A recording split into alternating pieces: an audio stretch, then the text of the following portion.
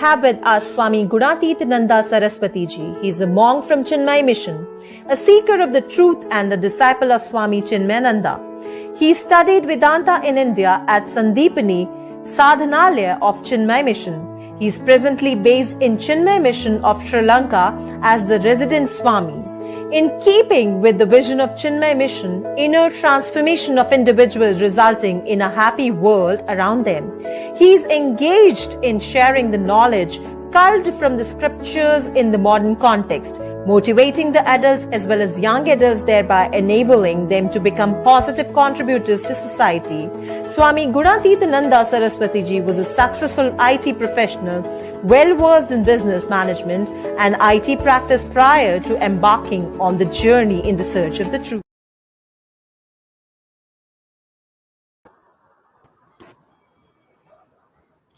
Thank you very much, Reverend Swamiji.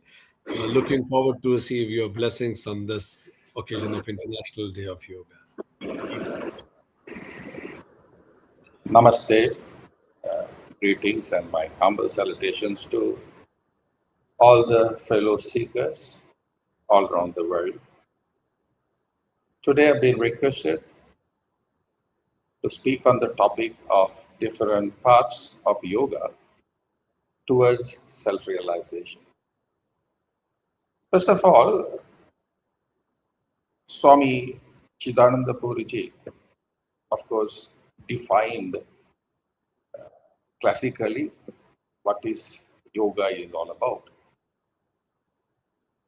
One of the key message there is that becoming one with the union.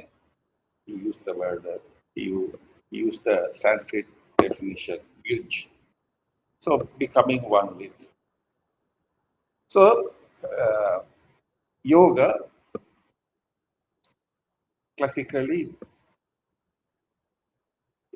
is used, the word yoga is used to indicate the goal, that is in union, and the path through which you reach that state, you attain your goal. So what is the goal here? What is it that you become union with? And that's why we call it union with the self. Of course, it is referred to in many terms. The word truth is used. The word reality is used. Classically, Brahman or Lord or God, all of these terms, or even in the modern days, all of us are seeking happiness. So that oneness with one's own self. So then, if you're talking about merging with that self, then what is it being merged? So this is where we have to understand that we are not talking about two entities merging together. You are that self, you are infinite. This is what our Upanishads proclaim. But there is a sense of separation, that we are different from that self, that truth, that reality. And that sense of separation is created by the very thinking. It's the thoughts about us.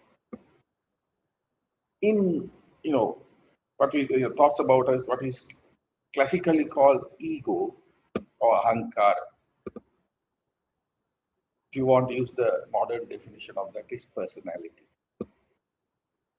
Yeah, we have a picture about ourselves. We have an image about ourselves in terms of the finite.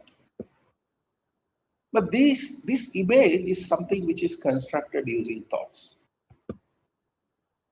And as long as we hold on to this image which is constructed using thoughts, we will have that sense of finiteness and sense of separation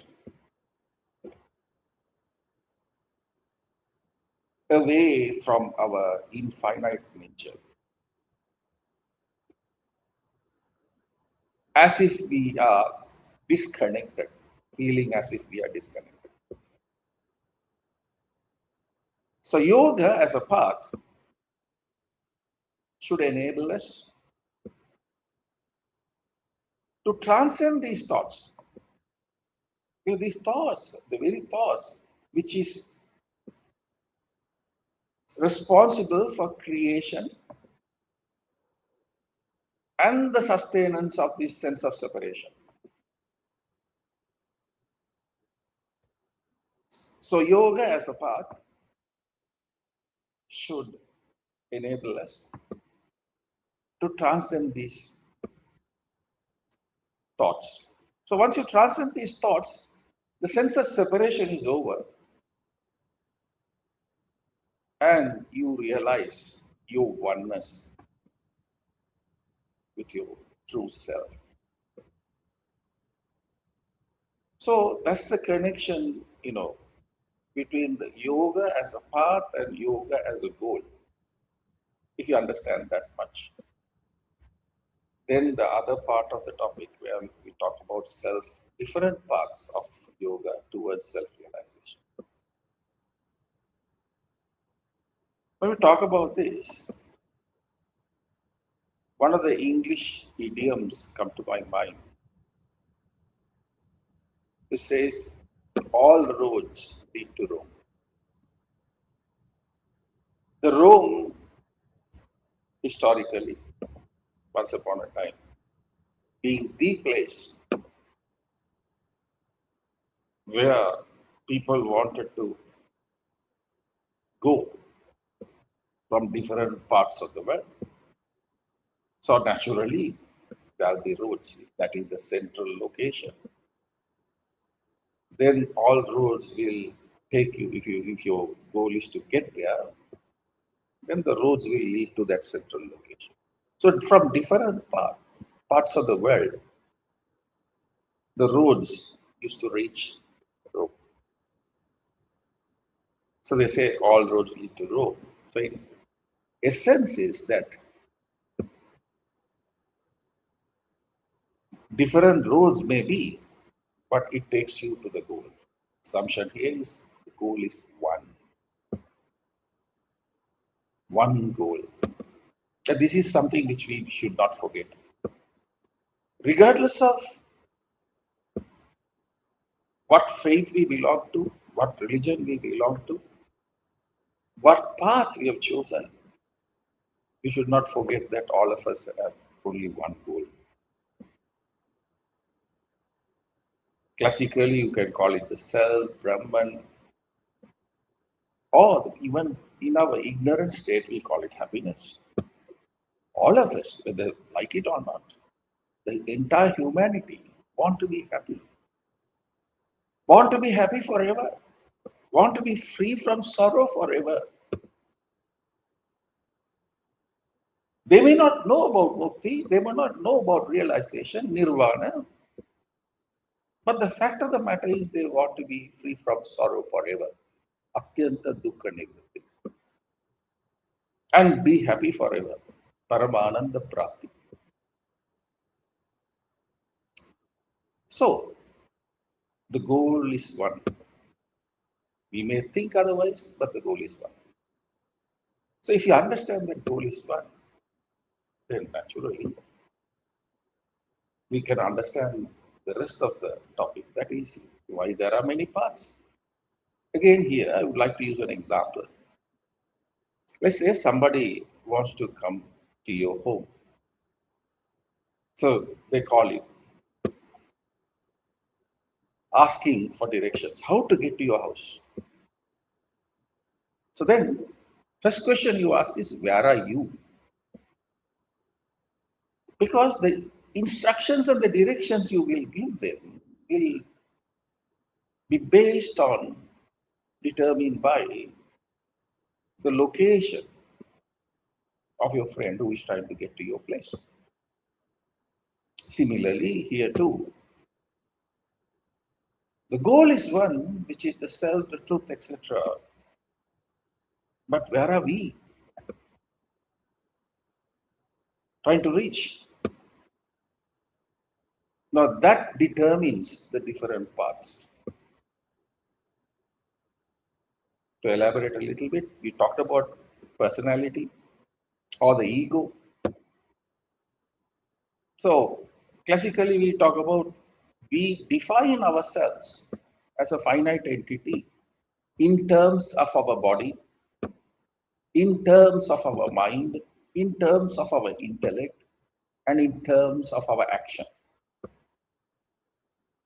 So Swami Chinmananda used to say very easily, he says, if you are, if you have the personality where you identify yourself with your emotions, then you have to take care of those thoughts about those emotions. Then devotion is the way, bhakti yoga. Similarly, if you define yourself in terms of your body, the physical aspects of it, to transcend those thoughts, the ideal path is hatha yoga. So bhakti yoga, hatha yoga. Bhakti yoga to take care of the emotional aspect of it. Hatha yoga to take care of the physical aspects of it. And naturally, intellectually, if you define yourself in terms of your intellect and the strong intellect, then jnana yoga. Addressing those thoughts, how to remove those thoughts. Similarly, action, if you are somebody who defines yourself in terms of the actions you perform, you have karma yoga to cleanse yourself of those thoughts. So what you are doing is purifying your mind of your thoughts. Thoughts, different kinds of thoughts, will need to have different approaches to purify your mind. Those are these different parts or yogas. We call it karma yoga, bhakti yoga, jnana yoga, hatha yoga. All of these enable you to transcend the very thoughts you have, which makes you think finite. The very thoughts you have in terms of your actions, in terms of your body, in terms of your mind, in terms of your intellect. So, enabling you to remove these thoughts. At different times, different aspects of our personality can play up. So, you have to apply the appropriate methodology. But what you are doing in essence is the same thing, purifying the mind. But how you are purifying depends on what kind of thoughts you have. Just like when you want to clean the dirt, what you use to clean the dirt will vary. Sometimes detergent, sometimes the water would do, sometimes different chemicals also. But what you are doing is cleaning the dirt.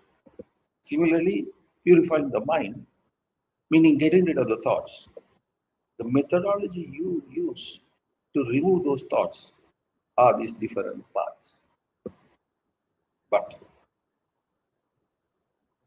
the purpose of all of this is to purify the mind. And once you purify the mind, the goal is one.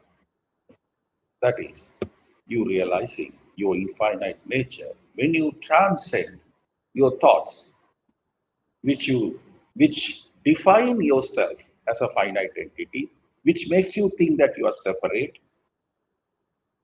hence the need to be united.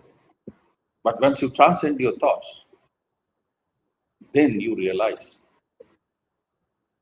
that you are not separate, you are not finite. You are that. That's the whole idea of yoga, and that's the whole idea of different paths, what we talked about. And that's all I would like to share with you all today, this short time together. And I would like to wish all of you the very best on this special day of yoga. All the seekers, all of us, may we attain what we seek. Namaste. Hari. Thank you very much, Honorable Swamiji. So nicely you have put all the paths together. I absolutely loved the way you said if different people are coming to your home from different places, you give them different instructions to reach at the same place. That's phenomenally simple to understand it. And as you define ego as the seeming finite image of infinite, which is finited by thoughts. And you also mentioned that which path you will take depends on your thought on yourself. How do you define yourself will define the path that would you like to take. You also define yoga as path and goal at the same time.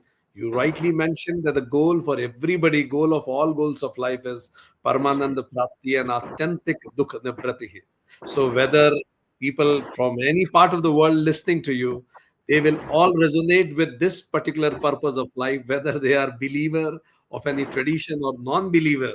But yes, everybody wants to remove sorrow and get peace. And you said that without transcendenting the finite thoughts, we cannot connect to infinite, and that infinite love lead to infinite happiness. Swamiji, it's so blissful to listen to you. We never noticed where the time went, and how did you manage to assure that so many things can be put together. We are really honored. Thank you very much for your time, sir.